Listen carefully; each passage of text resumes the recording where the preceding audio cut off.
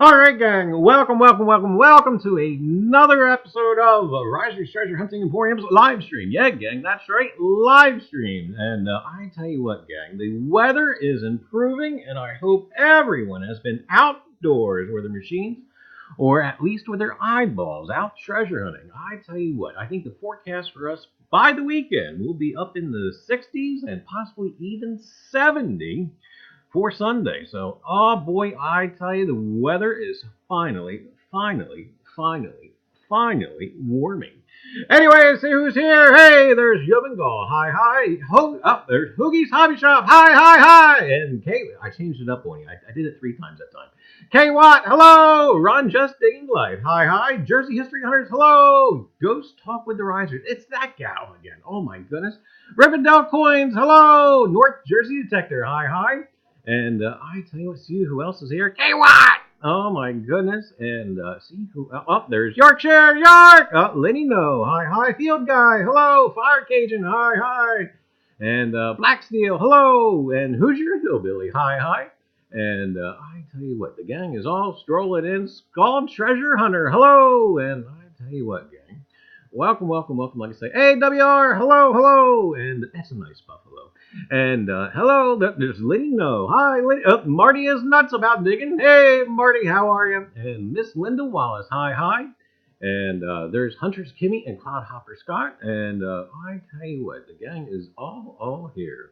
And anyway, gang, I tell you what, we've got a typical show. I didn't say normal. And we got a typical show for you tonight. We got a weekend recap. We've got a little history segment. And, of course, we've got a treasure story. And we've also got a giveaway coming up. And I tell you what, I wasn't sure what tonight's giveaway was going to be. And to follow a certain trend, I tell you what, I like this giveaway. And we'll get more into that in a little bit. And see who else is here. And I tell you what. Anyway, gang, I tell you, welcome again, one and all. Hey, there's Liz Digging Canuck. Hello. The Camo Cowboy Outdoors. Oh, well, hello there. And the Yooper Girl. It's the Eskimo. And I bet you she still probably has about 4 feet of snow.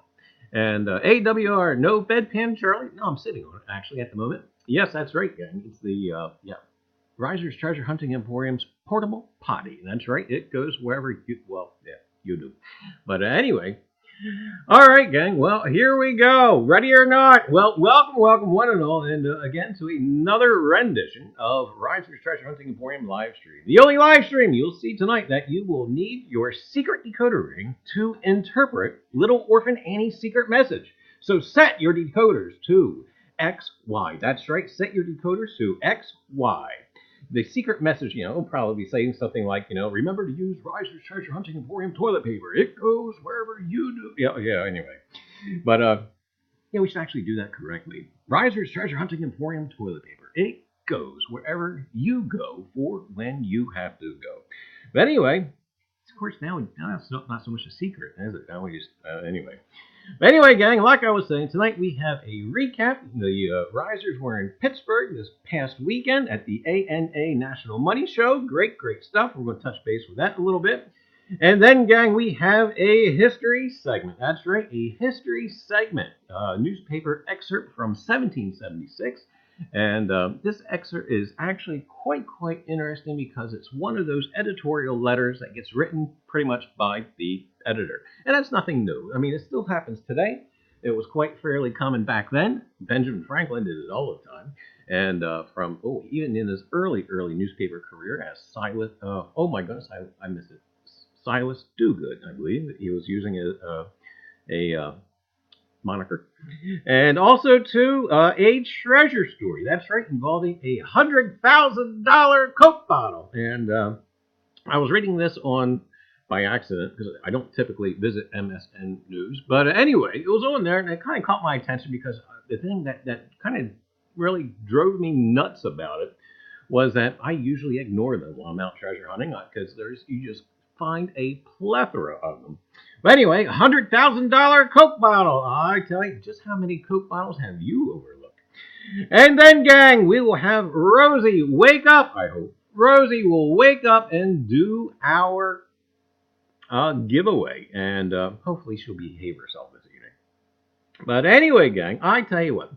And if you want a little hint as far as tonight's giveaway, of course there's going to be a pack of Reiser's Treasure Hunting Emporium toilet paper, which you should never be without.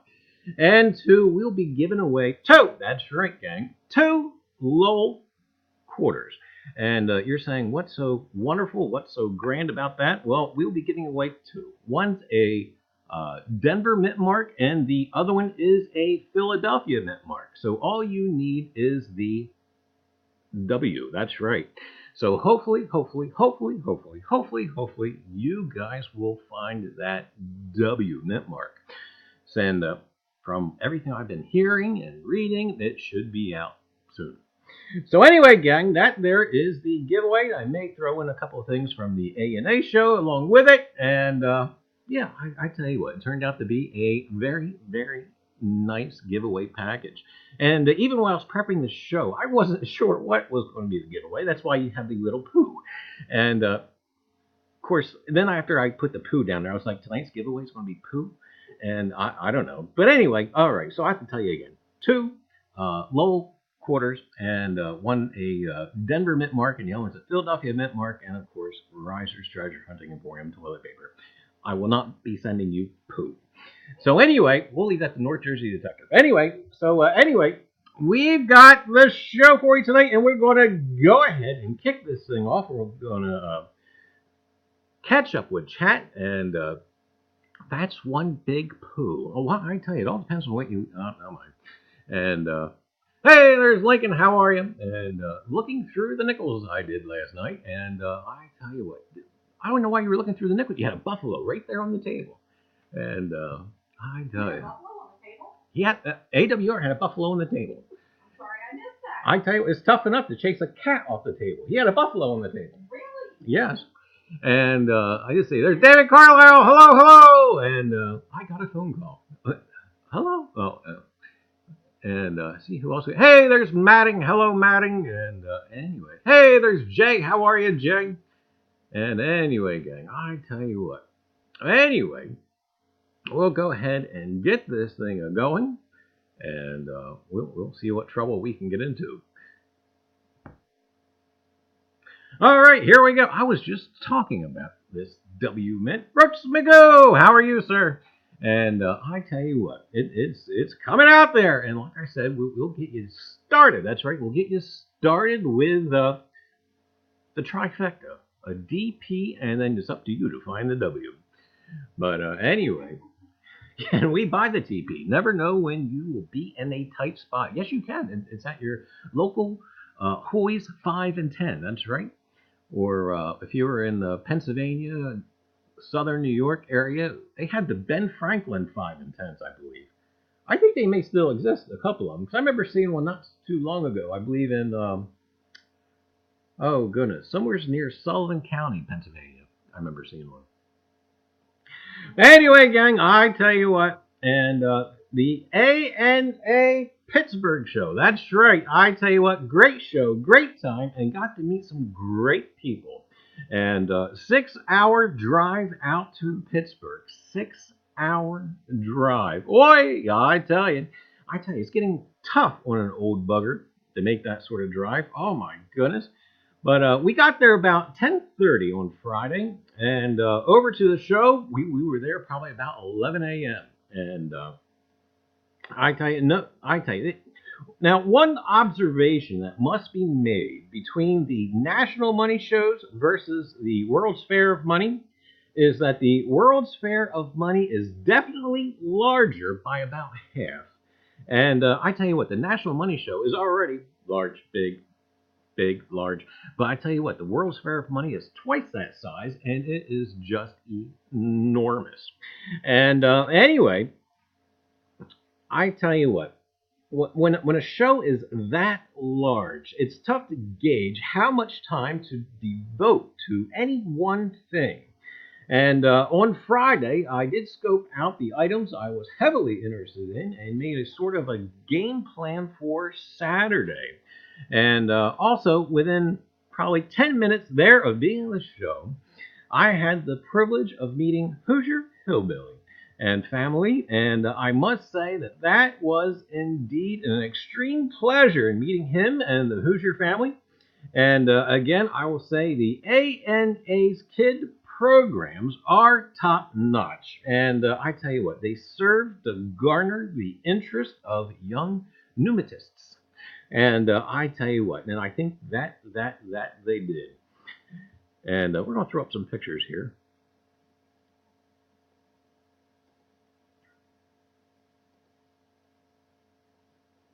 And I tell you what, let's see. I tell you what, Allie even made out like a bandit and even got to spend some time with Abraham Lincoln. That's right. And Mr. President was even nice enough to autograph a pack of Reiser's Treasure Hunting Emporium toilet paper for me. And of course, you know what? I gave Mr. President, that's right, I gave Mr. President a pack of Reiser's Treasure Hunting Emporium toilet paper. That's right, Abe Lincoln now has the toilet paper that goes wherever he goes for when he has to go. And I tell you what, I wish I had the camera going when I told him I wanted to give him some toilet paper. I tell you, it was most bizarre having Abraham Lincoln giving you that look, that kind of look of bewilderment. One would think a person of Mr. Lincoln's time and era would be glad to have it. And anyway, after some explaining from Sandy, like, yes, my husband is a little off, he was glad to receive it. And I tell you, again, I would just wish I had the camera going to capture the expression of his face. And the thing of it is, you have this guy at a coin show who is impersonating Abraham Lincoln, but yet he's giving you the strange look. You should be, you think, the other way around. But anyway,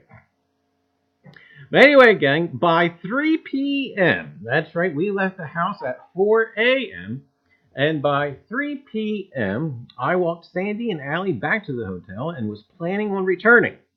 However, I had made the error, that's right, the error of sitting down and, basically zonked out and nodded out for a spell. And then, I tell you, never made it back Friday. So we went into town, well, not quite downtown Pittsburgh, but more on the outskirts, and went into the city for some gas and dinner. Well, actually, should you get the gas after the dinner? No, that's a different type of gas. But anyway, while out, we came across a shop. That's right, a shop called Grandpa Joe's Candy Shop. And we're going to throw some different pictures up here. And while at Grandpa Joe's Candy Shop, why, I tell you what, not only did they have the obvious candy, being a candy shop, why, they also had a soda pop selection. That's right, they had all sorts of, even bacon-flavored soda, as you're seeing in front of you. And of course, I found my white elephant. I found Dr. Pepper in a bottle. Oh, I was ecstatic. I still am ecstatic. And I tell you what, I bought bottles and bottles of Dr. Pepper, of course, and it has real sugar. That's right, none of this high fructose corn syrup nonsense. But yeah, gang, that's right, real live sugar. And of course, we could not pass up the it's bacon. It's a bacon. So anyway, gang, so we had to go ahead and get those. And but anyway, gang, while we are on tonight, that's right, live, we are going to sample some of the bacon soda for you and kind of give you a little taste test. And if you guys are ready, we're going to do this right now. We're going to be on the spot. That's right, here it is here. Bacon soda. And we are going to give it a whirl, give it a whack, and I have to dig one of these out. I probably haven't used one of these in years as far as opening a soda bottle.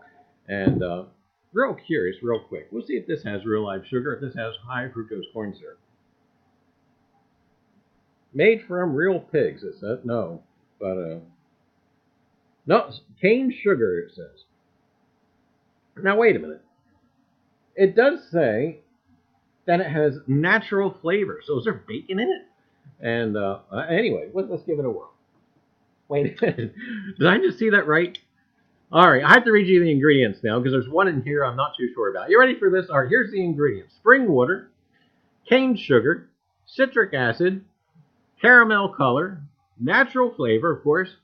And here's the very last ingredient. Are you ready for this? The very last ingredient is beet juice. That's right, beet juice. I've never heard tell of beet juice being in soda ever. What's beet juice supposed to do in soda? Anyway, we're going to open this up and give it a whirl. Watch I spill it all over the place. So that have to be. We'll be lapping it up off the floor. And whoa! All right, I'm going to show you this. It looks better in a bottle. When you pour it out, it don't look so.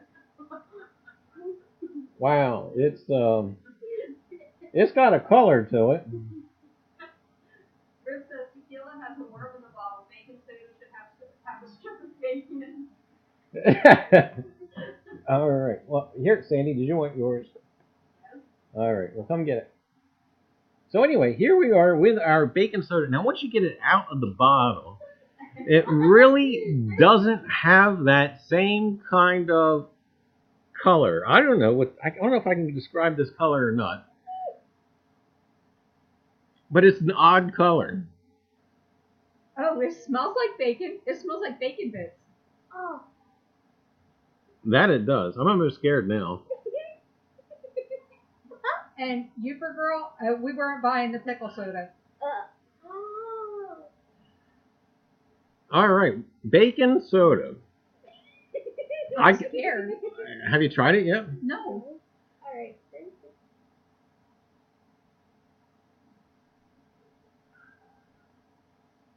That's the most bizarre thing I've ever tasted. It's soda. It tastes like something, but I'm not sure if it tastes like bacon. It's got this very weird aftertaste. It doesn't taste like bacon, but where you smell the bacon, it kind of tricks you to think it is bacon. What is this the nonsense? Weirdest thing ever. It's prank soda. That's what it is.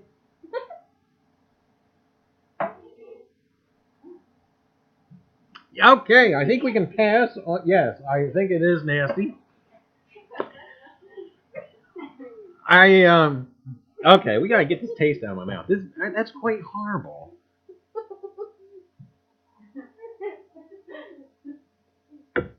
All right, gang. Well, I do believe we'll be sticking with Dr. Pepper and leaving, bacon soda off the list. I gotta get it off the screen now too. It's gonna. I think it has scarred me for life. Hey, here, we'll put this back up. Oh, there we go. I remember I was opening one of those up to get. Something's wrong with my tongue. But no, oh my goodness, it has this foul aftertaste. Honey, quick, get me a Tide Pod. All right, well. It's got to taste better than that.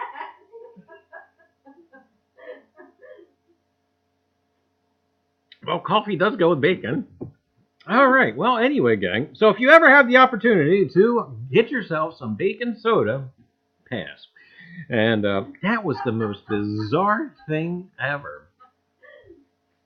Oh my goodness. Maddie says if you have another bottle, send it to Ken to drink on camera. Oh my goodness. You know what? We probably should. No, if he's lurking, he's going. I'm not trying that. But oh my goodness. Wash it down with some beet juice. That might be the foul taste in it, because I am not one for beets at all. Oh my goodness. Youper girl Amy says $5 for Charlie belches and it tastes like bacon. I'm scared to belch now. Oh my goodness. Anyway. All right. Well, there you have it. She can smell from all over here. Anyway. There you have it. Bacon flavored soda. Or so it says on the bottle. And, I still have a little bit left in that thing. There's no way. But anyway, I tell you. But anyway, found my Dr. Pepper and real sugar, of course. And I tell you what.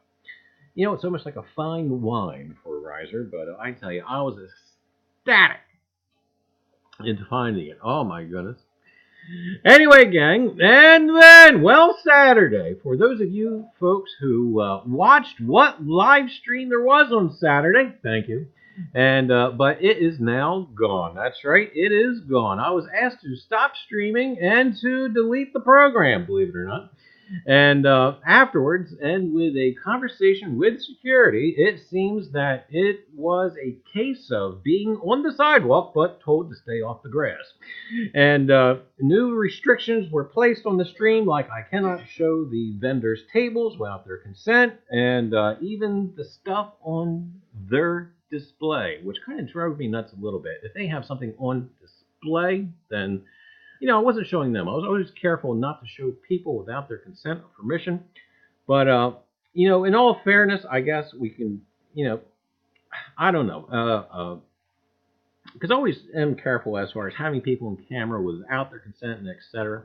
But sometimes if you got that camera around, especially with like an iPhone, you don't know where it's pointing or where it's focused, and some people get kind of wigged out. And but anyway, one of the dealers complained, and some lady asked that I stop and delete it. And out of respect, even when maybe, perhaps in my opinion, no harm was being done, I complied with her wish. And I tell you what, it's not my desire to make anyone uncomfortable or have a feeling of ill-ease. Well, ill-ease. You guys come in here on your own, so if you feel ill-ease, it's your fault. But anyway, so I rejoined with Sandy, and just as I explained to Sandy what happened, security came. And he wanted to be sure I deleted the footage, and, first there was this kind of look of terror, but he seemed to relax. After all, this guy's not going to pull off a heist if 3 of these people are wearing matching shirts with their names plastered across their shirt. Anyway, so after he kind of huh? Yeah, really. And especially not going to pull off a heist dragging along a 10-year-old. But anyway, it was kind of like easy Seabiscuit.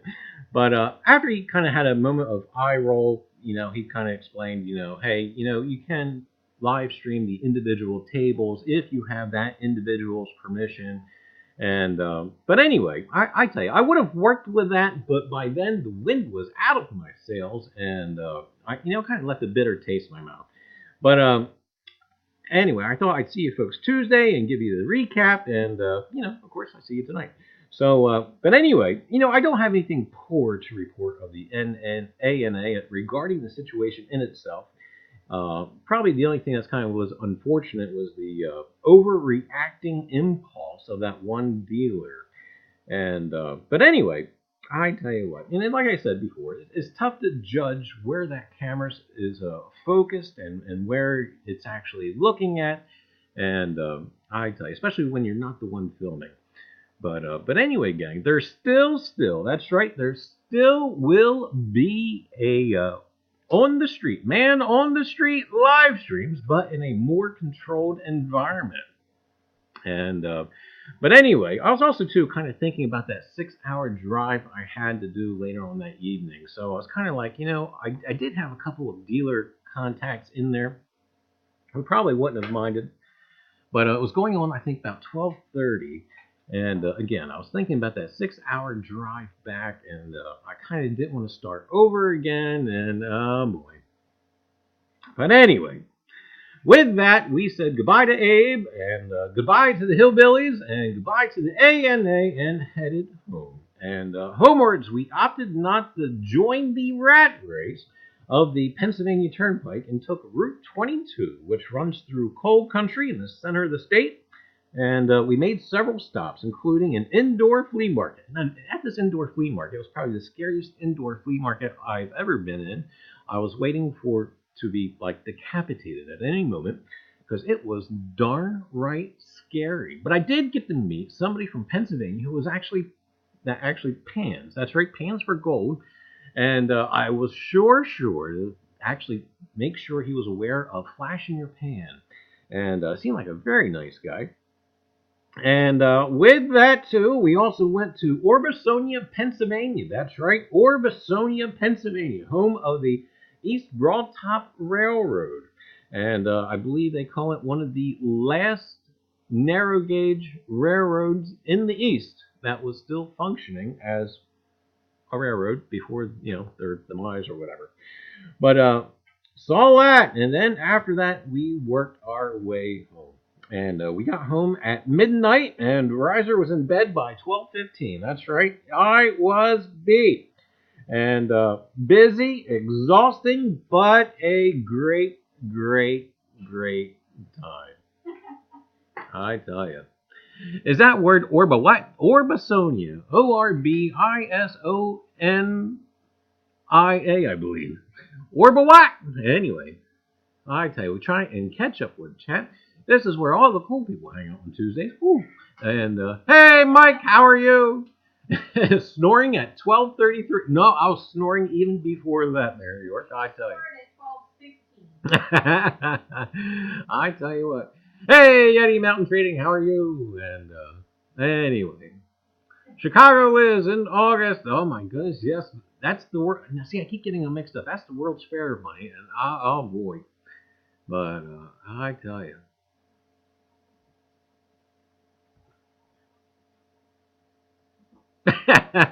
Mike says, I sneak into people's picture taking all the time at Weeknd, son. Sometimes I take family shoots for them. Oh my god. I can see Mike doing that. Yeah. He would do that crazy eye thing. Oh my gosh. Anyway.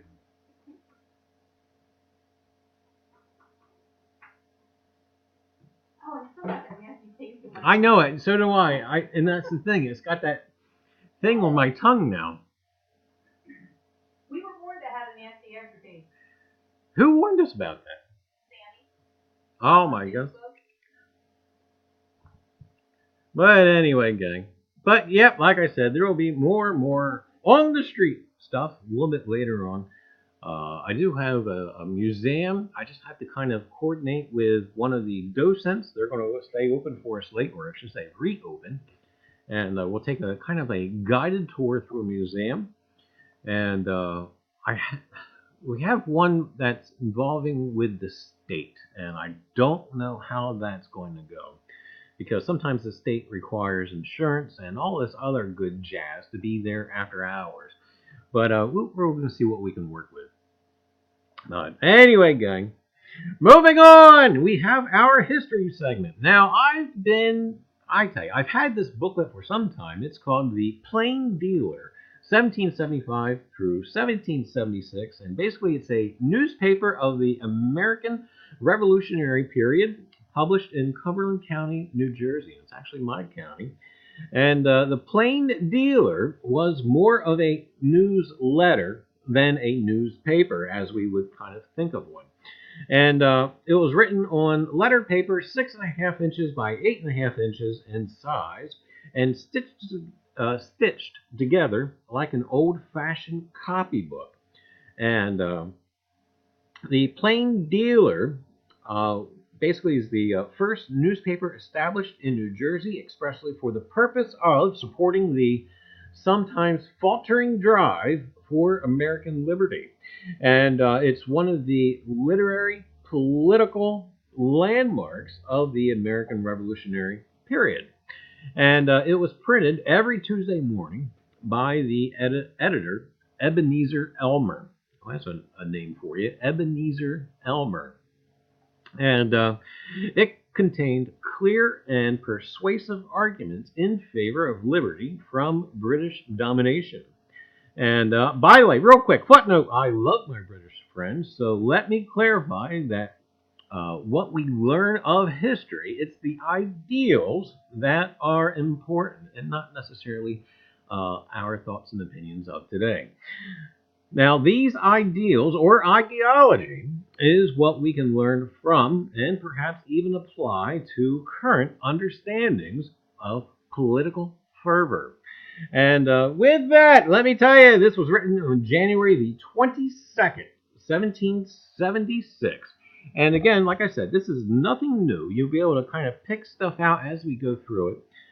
There's been editors for years and years and years, it's no new thing or then new thing for an editor to submit a letter to his own newspaper pretending to be someone completely different for the mere cause of stressing an opinion. And the very first sentence, you can grab onto it. Anyway, January the 22nd, 1776, says, I am a poor plowman without learning and live in a by corner of the county. Now, we have to stop there. If that doesn't shake you up a little bit, if this plowman is a plowman and he's stating he's without learning, how is he writing this article? Yeah. Anyway, having no opportunity of talking with knowing folks, I am entirely ignorant of what people call politics, and therefore seldom go to any of our public meetings. For this reason, and because I never attempt to talk, as many people do, about that, I don't understand some of your high-flying patriots or parrots. I don't know which, nor is it any matter of which, for as both words sound nearly alike, I suppose they mean the same thing, threaten to knock me in the head for a Tory. Though I understand not the meaning of that new-fangled nickname, yet by the sour faces those good folks make when they pronounce the word Tory, I suppose it means a political heretic or something very bad. I therefore send you my political creed and desire you would publish it as soon as possible to the world in order that I may save my noggin, clear up my character, and prove myself a true son of liberty.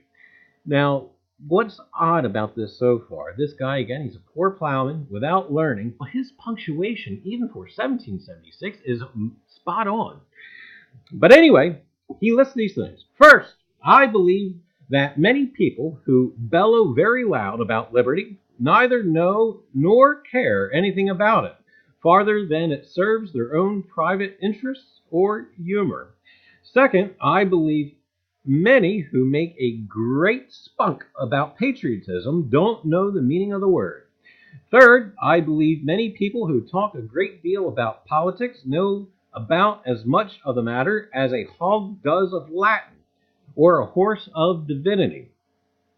Fourth, I believe the surest way in the world to render a man contemptible is to put him in a station that is above his abilities, or that he is incapable of supporting. For like a monkey climbing a maypole, the higher an ignorant man gets, the more he will show his. Fifth, I believe the quickest way to kill a man is to cut his head off. Sixth, I believe many who now appear foremost in supporting the cause for their country would immediately change sides if a good opportunity offered itself and save their interest to do so. Seventh, I believe the surest way to become popular nowadays is to behave as bad as we can. Eighth, I believe the best method of quieting the Tories is to stretch their necks well. Ninth, I believe that Lord North, Lord Bute, Lord Mansfield, and Lord Sandwich are a pack of rascals and deserve to have their brains beat out. 10th, I believe if some of our great men were weighed in a balance, they would be found greatly wanting. 11th, I believe there is not one man in our country a Tory from principle, but that all who pretend to be Tories are so partly out of ill nature and a spirit of opposition. And one reason among many others I could mention for my belief is because the greatest stickler now for the king and his laws, as they call them, were before the commencement of the present dispute, and the most opposed to those laws and civil authority in general. 12th, I believe I am as good a Whig as any man in the country, notwithstanding I wear my own hair. Now, a Whig back then, that was a political party that opposed the Democrats. We didn't have the Republicans, I don't believe, quite yet, but the Whigs were opposed to the Democrats, and the Whigs were in support of the separation from England. 13th, I believe our Liberty Hall gentlemen are like piss pots and closet stools. The more they are handled, the worse they stink. 14th, I believe a late blustering recanter to be a white-livered, gray-eyed, cabbage-brained pastoon that, like Balaam's ass, may be frightened with a mere shadow. 15th, I believe some people will dislike my creed because they don't understand it, and others because they understand it too well. 16th, I believe the best method to frighten hogs out of mischief is to lug them by the ears. And anyway, gang, that is an editorial letter written back in 1776. And again, piece of history. And we can actually learn from this by stuff that we can actually apply to some of our current political thinkings, which we will not go into. But it seems that political fervor, is very much alive as it was in 1776 and is also in 2019. So there you have it. With that, we'll try and catch up with chat, and I tell you what, let's see, meatloaf sandwich. We had meatloaf tonight, and oh, there's Ozzy. I got my package Sandy and finally have my own Reiser's emergency bathroom, but my receipt from the funeral is awesome. Okay, great. Yeah, we threw something else in there, of course, and I'm glad you like it. And meatloaf. Oh, there's K-Watt back with her knives, and oh my goodness, I tell you. Alright, anyway, gang, I tell you, this guy sounds violent. Where are your ancestors from, K-Watt? Well, yeah, it could be. And I tell you. By the way, oh my goodness, if you guys haven't seen metal detecting Yorkshire's video, do give it a look at. And he's formulating some ideas for a charity sponsored by the community. And right now it's kind of getting some ideas, doing some brainstorming. So do check out Metal Detecting Yorkshire's last video. And I think it's a good idea. But we'll be more on that much later. Somebody farted? No, Carrie's awake now, and you woke up Mike's neighbor. It's only 7:30. What's he doing in bed? Oh my goodness, I tell you. Anyway, gang, tonight, in case you haven't seen it, we have a treasure story, and it's not very long. And it's basically, the thing that kind of struck me about it when I was first looking at it is basically, do you know how many Coke bottles I pass up without actually looking at them? And I tell you, what, I look at them and I look at them, I see, I don't know, I bet I see better than a couple hundred a year out treasure hunting or wandering through the woods or etc. But I've never really stopped and looked at them. You can only have so many. I probably have a couple of dozen in the garage. And so I kind of, when this article came across my desk this morning, I was kind of like, you know, this is in a way a shame because I should really be looking at them. And of course, now I think we've got to. After all, why this Coca-Cola bottle could sell for over $100,000. And we're going to throw up some pictures up here, like that one, and even that one. Well, that's not right. Uh-oh. Mean I had Dr. Pepper up there all along? Oh well. What did Dr. Pepper have to do with 1776? I don't know. It was that good. Ben Franklin said, give me a Dr. Pepper. I don't know. Anyway, gang, Coke bottle. Why this Coke bottle could sell for over $100,000. Collecting old soda bottles might not sound as prestigious as collecting rare whiskey or fine wine. And frankly, it probably never will be as valuable. But that doesn't mean there isn't any money whatsoever to be made in the non-alcoholic bottle game. A likely one-of-a-kind Coca-Cola bottle is expected to sell at auction later this month for as much as $150,000. A Coca-Cola bottle. $150,000. Anyway, and it's empty. I don't know. The bottle, which is currently up for bid on the site Morphe Auctions, features a 700-word description that beats out the length of most obituaries. Not to say that your life is any less exciting than the history of a Coca-Cola bottle. This is the only known bottle of its type that has surfaced completely intact, explains the auction house. Advanced bottle collectors we have consulted consider it to be extremely rare and important. So, what's so important about an empty bottle? According to Morphe, in 1915, Coca-Cola devised a plan to come up with an iconic bottle design fitting its brand. 8 different glass houses submitted prototypes, but a design from Earl R. Dean at the Root Glass Company won out.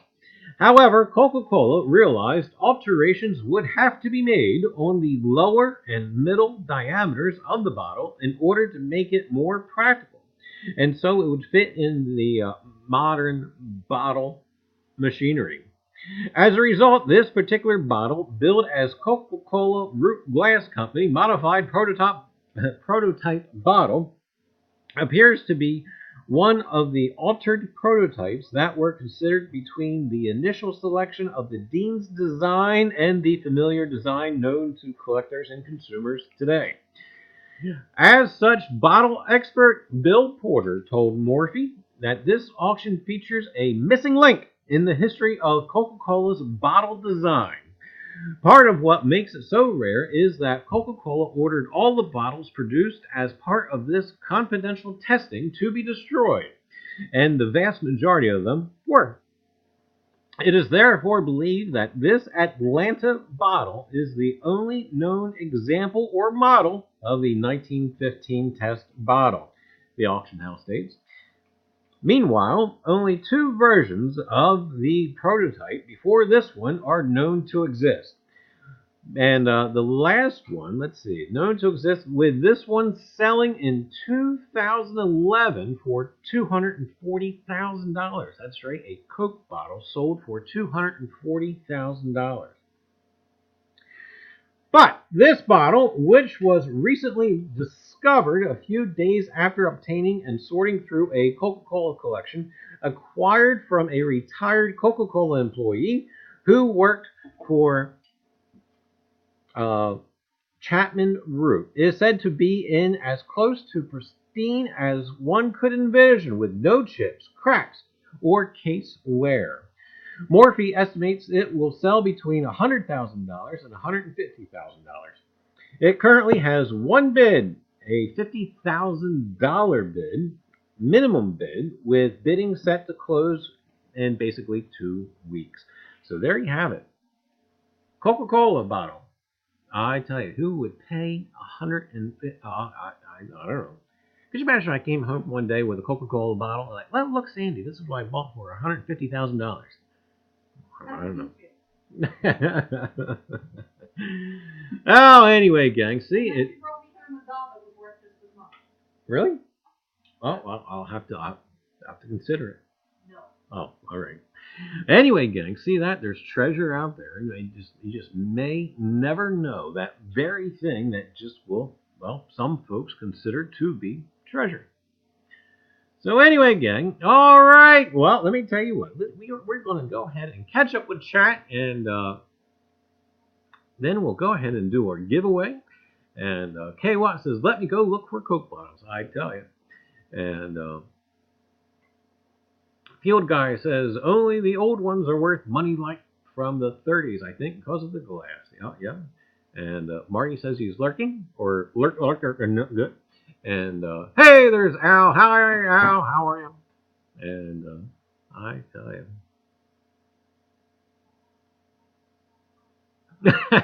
Lee says the bottle shows your shape if you drink too many.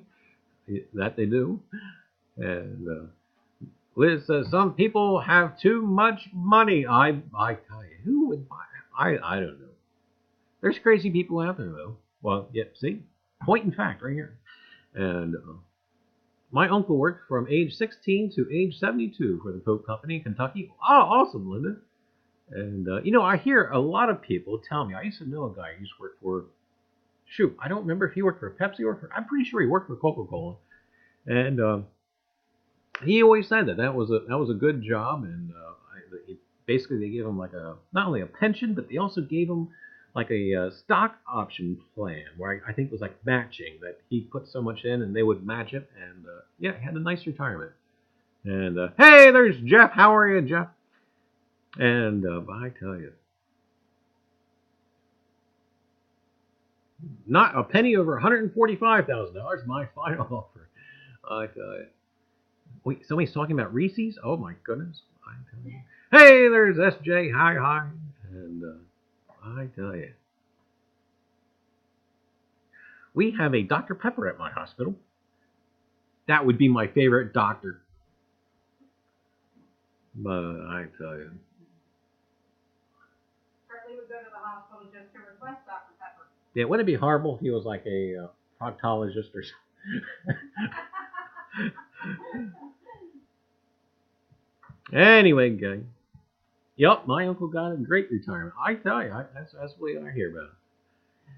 Anyway, gang. All right. Well, with that, we are going to shoot on over to Rosie, or even perhaps maybe shoot Rosie. But anyway, lurkers! Oh, lurkers, heads up! Oh, you got to have something in the chat in order for Rosie to know that you guys are around. So, lurkers, do be sure to get something into the chat. And we're going to go ahead and switch on over to her, maybe. And let's see, we'll go ahead and get this switch over. There you are. All right. And then again, lurkers, you got to have something into the chat. And again, tonight we have the low quarters. We have a D and we have a P. So all you guys need to do is find the W. That's right. You need to find the W, which is going to be released, I guess, here in a couple of days. So, yeah, that's right. You're going to have to be searching through the quarter rolls, and hopefully you will find not just one, but many, so you can share with your fellow pneumatists. And I tell you what, and again, we have a D and a P low quarter, and of course we have a packet of Reiser's Treasure Hunting Emporium toilet paper, and we'll also probably be including something from the ANA show. I'm not sure what, but we'll figure it out. So anyway, gang. Hi, Reiser. I just got home, but got to listen to the whole show. Awesome, no wrecks. A phenomenal Shay, I tell you what. But anyway, gang, here we go. All right, we're going to do a countdown from 5, and then we will select tonight's giveaway winner. Hold on to your hat, and or Shay, hold on to the steering wheel. Here we go. 5, 4, 3, 2, 1, bang. Hey, there you go. Congrats to Linda Wallace. You just won tonight's giveaway. So do be sure to send us an email with your address, and we'll get this stuff right out to you.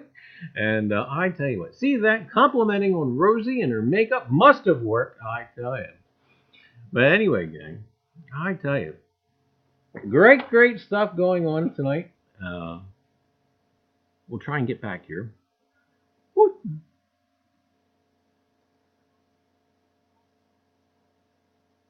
Maybe. We're back. Anyway, gang, I tell you what, the great program going on tonight. You got Flash in Your Pan coming on at 8 o'clock. You may have, I'm not sure, but you just may have Matt Gone Digging coming on at 8 as well. So great stuff to watch. I don't know if Lemonhead Penny will be on tonight, but I'm more than sure he will be on Thursday. And gang, don't forget, Les Digging Canuck off the cuff. Thursday at 7:30 p.m. Eastern Standard Time. Always a great time. And then, gang, on Saturday, you got Mantic Coins coming on at 5:30 Eastern Standard Time. And I tell you what, got that bot under my thumb now. I tell you, we are a Mantic Coin trillionaire. I don't know for how long, because each time I go into the show, I just want to bet it all. And it's coming. I just haven't decided when or what. I may make it like into a spectacular. We'll kind of do like a prep thing. And one night we'll just bet it all. And then, gang, we got Sunday Coffee with Liz, Sunday morning at 10 o'clock Eastern Standard Time, 10 a.m. And then Sunday night, KP, The Big Show, Sunday night at 9:30 p.m. Eastern Standard Time. And I tell you what, great stuff to look forward to. Ken had postponed his show from last Sunday and had it on Monday night. And I tell you, I think it was Silver. Well, I'm not going to think of it. Silver. Oh, I can't think of his name. Silver Raptor, I believe, won Monday night's The Big Show. So congrats to him. Hey, how about that? Kicked in. And but I tell you, Linda Wallace says, "What's your email?" I tell you what, Sandy, if you'd be so kind. It's covered. Okay, gotcha. And what is Rocket Mail? Very fast mail. No, it's actually one of the servers that Yahoo bought out, and it's still around. So I tell you, John Wolf says he was a first-time watcher. Well, that was, I tell you, I couldn't watch it that night. I actually went to bed early, and but I watched it. I forget when I watched it. I watched it this morning, right? But yeah. But I tell you. Anyway, gang. Let's see. Who else we got going on here? That's right. Oh my goodness. Thanks, Mike, for throwing that up. Hoosier Hillbilly and M.A. Lyman 20. Get your bets out. Why, they are doing a $50 coin roll battle tomorrow at 5 p.m. I tell you, it's going to be a bloodbath. I don't know who to root for, and I don't know who to choose. Oh my goodness, I tell you what, it's all going on the line. That's right, Hoosier Hillbilly and M.A. Lyman 24 $50 coin roll battle tomorrow at 5 p.m. Eastern Standard Time. Oh boy, I tell you what, we'll get the popcorn ready. And anyway, I tell you what, and if you guys have an event or something going on or a giveaway, do please feel free to throw it in the chat. And I tell you what. Don't forget about your card. Yeah, I did that earlier. Oh, okay. Thanks for watching the show, Sandy. No, I'm kidding. I got a little distracted. Yeah, I know. Anybody we know? No. Oh. Anyway, guys, I tell you. Great stuff going up. Your traveling home for having an afterglow. No afterglow tonight, but we are planning one for next Tuesday. No afterglow tonight. But like I said, next Tuesday we're planning to have afterglow. Hey, we're close, by the way. You know how YouTube says you have to have so many view hours in order to do all kinds of craziness. As far as monetize and whatnot, we're close to actually having our view hours, believe it or not. And we've been slow doing because there's other things that we're going to be doing, such as live streaming some digging and sifting sessions, as well as doing some more sessions now that the weather's been nicer again, to do like on the street type of live stream. So we'll be pretty soon. But Hoosier says if the second box is anything like the first one I am going through now, he may be in trouble. Uh-oh. The gauntlet has been thrown down. Oh boy. Uh-oh. K1 says, that's it, I'm going to catch something on fire now.